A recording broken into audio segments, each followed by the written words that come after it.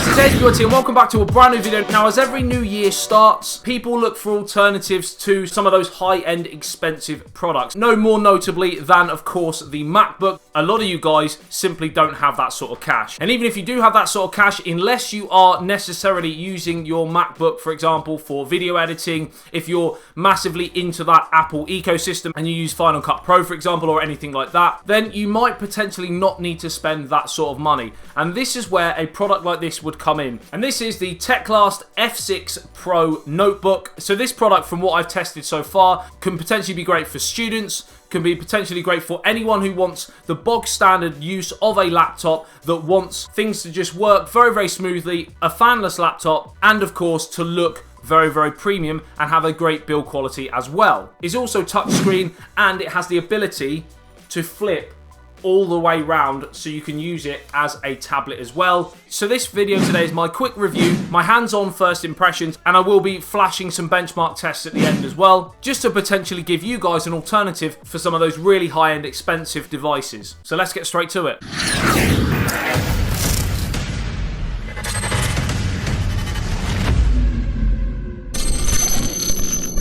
Now, straight from the offset, this runs Windows 10. When I first turned it on, you will have some Chinese writing. I simply clicked on the right-hand button out of the two, and then it led me to the chance to obviously use English. And then straight from there, the setup was as you would expect from a normal one that you would potentially buy in the UK. This is, of course, coming in from GearBest, and all the links will be left below if you are interested. But straight from the offset, we're talking about the main features of this laptop. So, number one, it's fanless, and it is using an Intel Core M3 7Y30 dual core 1 GHz up to 2.6 GHz. It's got an Intel HD Graphics 615 and it has 8 GB of DDR3 RAM.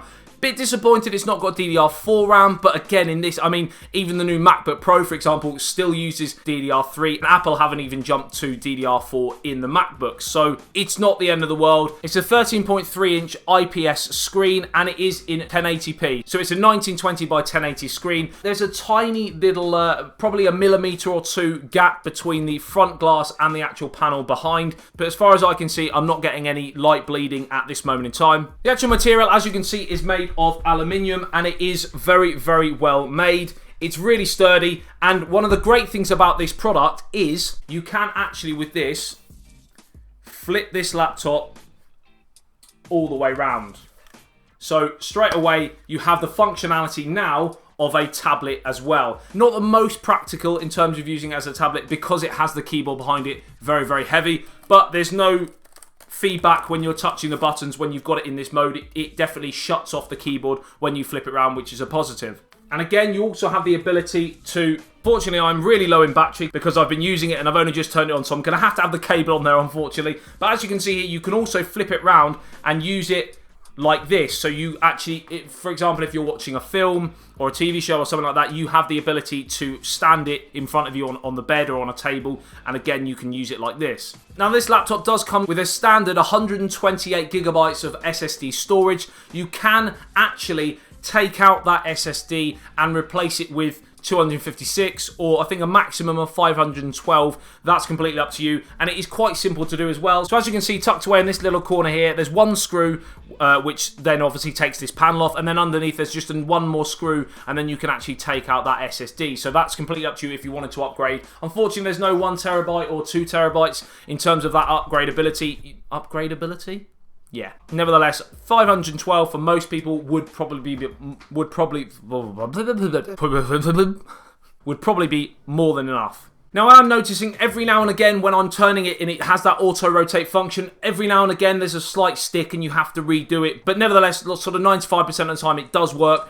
You may have to just redo it a couple of times every now and again. Just thought I'd let you know. Right, so also on here we have our fingerprint sensor, which is right on the trackpad there. I will firstly just talk about the trackpad. It works really, really well. It's not quite as good as like the MacBook, for example, but then there aren't many really that compete with the MacBooks. Nevertheless, for a budget Windows laptop, the trackpad is very responsive. It's not too jerky like some of the cheaper ones where they sort of fly off all over the place. And it does have a Windows Precision touchpad, so it registers the gesture really, really well. So we talked about the trackpad. We're just going to talk quickly about the actual fingerprint sensor. And I do have a slight issue with it. Nothing to do with the actual ability of the fingerprint sensor. It works great. I have a problem with the actual positioning being on the trackpad. It's not too bad, but every now and again you'll be using the trackpad and you'll just go over that fingerprint sensor, and therefore it will not register as moving of the mouse.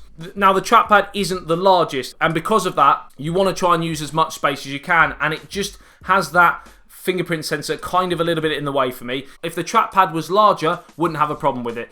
Also, if that was, say, here or up the top somewhere, again, wouldn't have a problem with it. So in my personal opinion, either the trackpad needs to be bigger or the fingerprint sensor needs to be somewhere else. Not a deal breaker, but again, just something to point out. So in terms of that fingerprint sensor, I'm just going to show you exactly how it would work. So if I go to the home button and I click on sleep, and then what I do is I would simply try and get back onto it. It would come up with this section now, and you'd either use your password or fingerprint sensor, put my finger on, straight away works. It does work flawlessly, and it works very, very quickly. So very impressed with that. We've got 4 speakers across here. It's not the greatest sound at all. It's quite tinny. So we're just going to do a quick test of that sound quality. I'm just going to play you some sound from one of my previous videos just to give you an idea.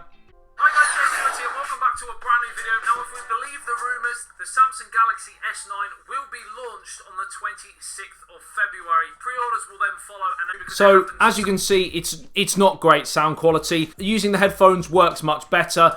If you're using the speakers straight from the laptop, it's very, very tinny, a real lack of bass, all the things you would expect from a cheaper product. So something they could definitely improve in a future one. Now, I did have a random moment where the actual sound glitched out a little bit and I had to restart the laptop. It's only happened once in my testing, but again, just something that I would mention. And you will often find in the budget area, there will be certain glitches here and there that you wouldn't get if you're spending £2,000 on a laptop. In terms of the screen brightness, I wish it could go brighter. Certainly in daylight, if you're outdoors and you're working outdoors a lot on your laptop, it's not the brightest, but nevertheless, it's more than acceptable for indoor use. You've got a 2-megapixel camera on the front. It's nothing to shout home about. It does obviously work for webcam, Skype, all of them sort of things, but it's not the most clear. And it uses Bluetooth 4.2 as well, so not Bluetooth 5, but nevertheless acceptable again in this sort of price range. Now, obviously, I mentioned that it was a fanless laptop, so you don't get any of that annoying fan sound. So when you are consuming media, for example, or anything like that, you don't have that annoying whir in the background. Having said that, in terms of the temperature of the laptop during heavy use, it's not burning hot, but nevertheless, it is. If it's on your lap, for example, it does get a little bit warm for my liking. Just something to think about. If you're using, obviously, heavy use, you might want to get a stand or something like that in order to help with that. In terms of the actual ports, for example, so on the left-hand side, we have one Type-C port. We also have a micro HDMI out. We've got a USB port here as well. And then we're going to switch it around to see what's on the other side. Headphone jack on the side. And we have another USB port here, a micro SD card slot, and your power button there. Now, the power button actually is a strange location for me because you can obviously touch it when you're not trying to actually touch it. When I actually opened the laptop up, I was expecting to see the power button on here. And if you haven't seen this review, for example, and you bought this, you again might be like, where is it? And it took me a while to actually realise it was on the side. So again, not a deal breaker, but just a questionable position for that actual power button. Now, when you buy it, it does come out of the box with this underneath to protect the keyboard, for example. We're just going to check as well what else is in the box. So it does come with your charger, which considering it has Type-C ports, the charger isn't Type-C. It's a little bit confusing. I think they could have done a Type-C charge like you do on the MacBook, for example, but nevertheless, not a deal breaker, but something, again, they could use. The actual keyboard works really, really well. It's got nice tactile buttons. There's a good click to them without it feeling cheap. It's very firm. Again, like I mentioned about the whole of the build, it has got a very, very good build quality. This hinge is really stiff, which is good. We don't like flimsy ones. However, if you are using the touchscreen, for example, you will notice, obviously, when you're touching things, it is going to, obviously, move the screen. And that's one of the downsides of having a touchscreen laptop. Now, it does have magnets on here, so it is really, really stiff to actually open. Trying to open it one-handed is nigh on impossible. It doesn't budge. So you have to actually use two hands, and it's not the easiest to open. So good that it's firm, but at the same time, when you're actually trying to open it, it's perhaps a little bit too firm. So when manufacturing these sort of products, it is a fine balance, and I think they've kind of gone more with the stiff side than the flimsy side. Again, it's up to you whether you would prefer one or the other.